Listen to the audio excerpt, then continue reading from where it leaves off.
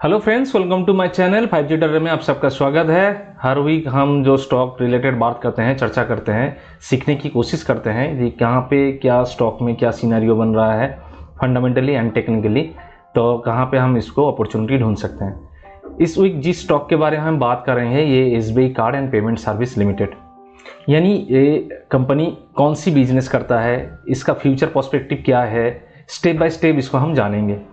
देखिए दोस्तों, कोई भी स्टॉक को लेके मैं जो स्टॉक यूट्यूब में जो देता हूँ ये सिर्फ फंडामेंटल एनालिसिस का एक छोटा सा ही पार्ट है। इन डेप्थ जाके कोई भी कंपनी को पढ़ना चाहिए, ठीक है। इसके लिए आपको कोई भी मेंटर या गुरु के साथ जुड़ के ही इस चीज़ को इन डिटेल में सीखना चाहिए। जो पार्ट अभी फिलहाल यूट्यूब में मैं शेयर कर रहा हूँ ये छोटा सा ही पार्ट है। तो अगर कोई सीखना चाहते हो तो मेरे साथ जुड़ सकते हो। मैं मेरा फ़ोन नंबर डिस्क्रिप्शन लिंक में दे दूंगा, अगर आप चाहते हो तो मेरे साथ जुड़ सकते हो, ठीक है। अभी इस स्टॉक के बारे में बात करते हैं कि इसमें पोटेंशियल क्या है, क्या नज़र आ रहा है कि इन फ्यूचर इसमें प्रोबेबिलिटी क्या होने की प्रोबेबिलिटी चांसेस है। SBI card payment service limited क्या करता है, खास इसका बिजनेस मॉडल क्या है। इसका बिजनेस मॉडल ये है कि ये क्रेडिट कार्ड प्रोवाइड करता है और इसका कौन सा कंपनी का सब्सिडरी है, SBI बैंक का, जो इंडिया का लार्जेस्ट कमर्शियल बैंक का सब्सिडरी प्रोवाइड है, ठीक है।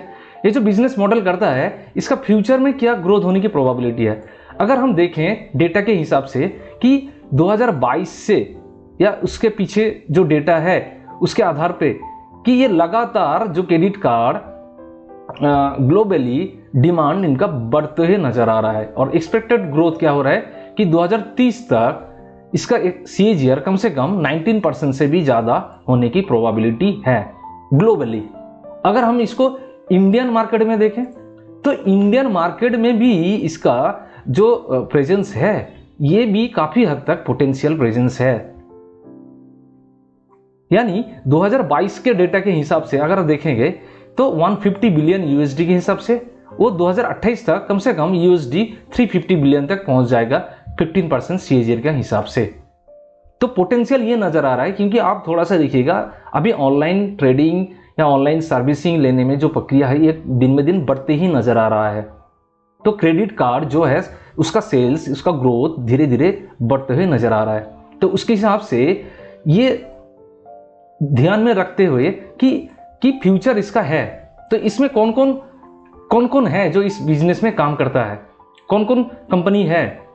अगर हम देखें इसमें कि डेबिट कार्ड यानी जो बैंक है उसमें डेबिट कार्ड सबसे ज़्यादा किसका है, SBI के पास है। SBI के पास है सबसे ज़्यादा 30%। उसके बाद है HDFC बैंक के पास 20%। मगर क्रेडिट कार्ड अगर देखें, क्रेडिट कार्ड किस में ज़्यादा है, HDFC बैंक के पास सबसे ज़्यादा क्रेडिट कार्ड है, यानी HDFC बैंक ने सबसे ज्यादा क्रेडिट कार्ड को प्रोवाइड किया है जनता के पास, जिसका सब है। उसके बाद किसका है, SBI के कार्ड 19%, यानी सेकंड नंबर पे SBI कार्ड है। और इस आज जो स्टॉक के बारे में ये SBI रिलेटेड है, SBI कार्ड। तो इसका अगर देखें फंडामेंटली, तो अगर देखिएगा दोस्तों ये फंडामेंटली इसका बैलेंस शीट देखते हैं, प्रॉफिट एंड लॉस अकाउंट देखते हैं। अगर हम प्रॉफिट एंड लॉस अकाउंट देखते हैं कि ये रेवेन्यू 2013 में जितना था, यानी सेल जितना था करीब 1000 करोड़, वो बढ़ के अभी हुआ है 16,000 करोड़।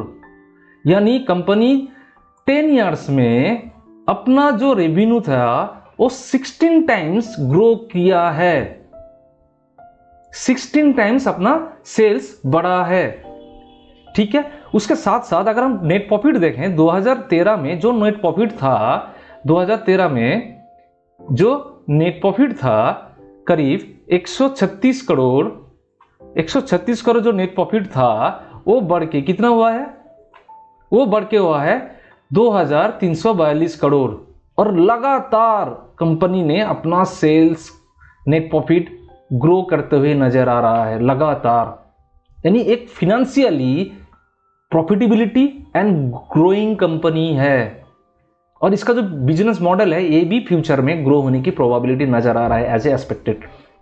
उसके हिसाब से अगर देखें इसका कंपाउंडिंग सेल्स ग्रोथ लास्ट 10 साल का 30% है, जो काबिल तारीफ है। 5 इयर्स में 21%, 14% एंड TTM में 28%।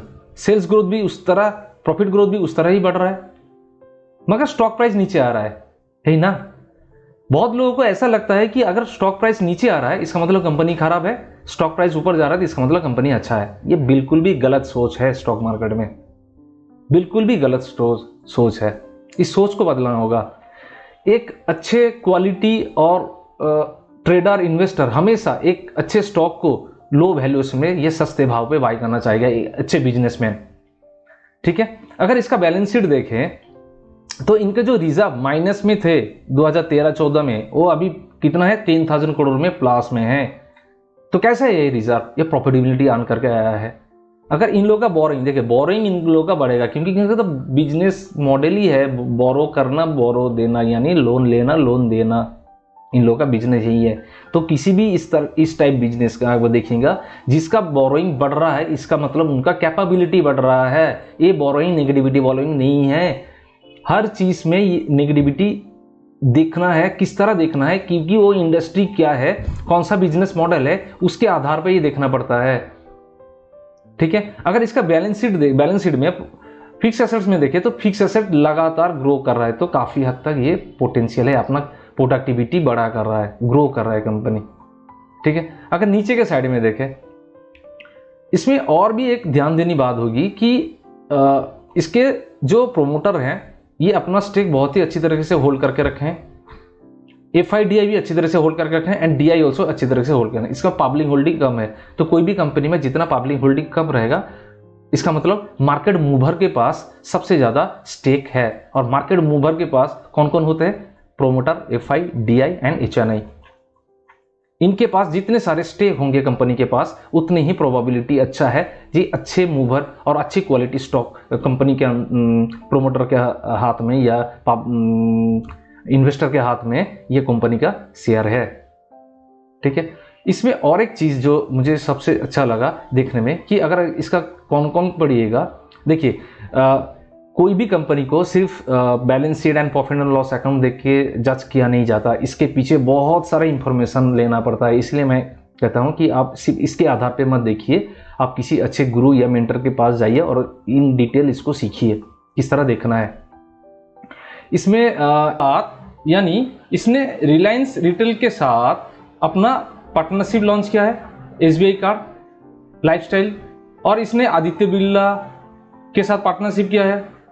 ठीक है, बहुत सारे ऐसे कंपनी है, एजेंसी है जिसके साथ इन लोगों ने पार्टनरशिप किया है। यहाँ पे आप इस चीज न्यू कार्ड लॉन्च इसको आप पढ़ोगे तो आपको समझ में आएगा। तो इसके बारे में, कंपनी के बारे में इन डिटेल आपको पढ़ना चाहिए। बहुत सी चीज होते हैं जो हम कवर अप नहीं कर पाते हैं, तो इन डिटेल इसको पढ़ना चाहिए। इसके लिए मैं कहता हूं कि आप किसी के साथ जुड़ के इसको सीखिए किस तरह एक कंपनी को एनालिसिस किया जाता है फंडामेंटली।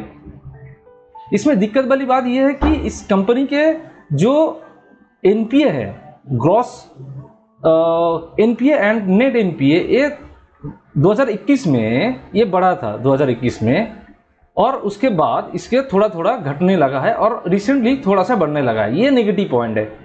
कोई भी फिनेंशियल कंपनी, चाहे बैंकिंग या नॉन बैंकिंग हो, उसमें ये देखना है उसका NPA, gross and net NPA कम हो रहा है कि नहीं हो रहा है, या नहीं बढ़े, सबसे ज्यादा है नहीं बढ़े। ये यानी नॉन परफॉर्मिंग एसेट्स क्या होते हैं कि जिसको उसने लोन दिया है वो लोन रिकवरी नहीं हो रहा है, यानी इंटरेस्ट नहीं आ रहा है, इंटरेस्ट या लोन नहीं आ रहा है, ये प्रॉब्लम है और इसका प्रॉफिटेबिलिटी में इशू पड़ता है। ये इसीलिए ग्रॉस NPA नेट NPA जितना कम रहेगा उतना अच्छा है।